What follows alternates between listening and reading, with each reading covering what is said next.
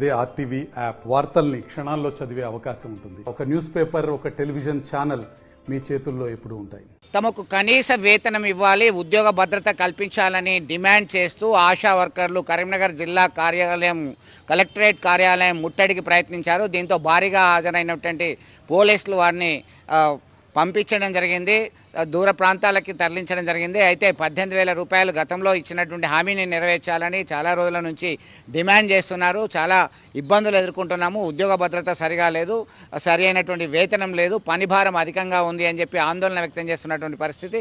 ఒకసారి చూద్దాం వాళ్ళ డిమాండ్స్ ఏంటో.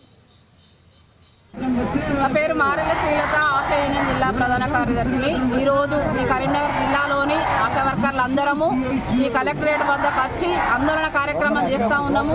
ఎందుకంటే మాకు కాంగ్రెస్ ప్రభుత్వం ఇచ్చిన హామీని నెరవేర్చాలి, తాము అధికారంలోకి వస్తే 18,000 ఫిక్స్డ్ వేతనం ఇస్తామని ఇంట్ల దగ్గర తాము ఇచ్చిన హామీలు నెరవేర్చాలని ఈరోజు బడ్జెట్ సమావేశంలో మాకు 18,000 ఫిక్స్డ్ వేతనం చేయాలని చెప్పేసి ప్రభుత్వాన్ని డిమాండ్ చేస్తూ ఉన్నాము. నాకు పిఎఫ్, ఈఎస్ఐ ఉద్యోగ భద్రత కల్పించాలని ప్రభుత్వాన్ని డిమాండ్ చేస్తా ఉన్నాం. నా పేరు మారెల శ్రీలత, ఆశా యూనియన్ జిల్లా ప్రధాన కార్యదర్శి, కరీంనగర్.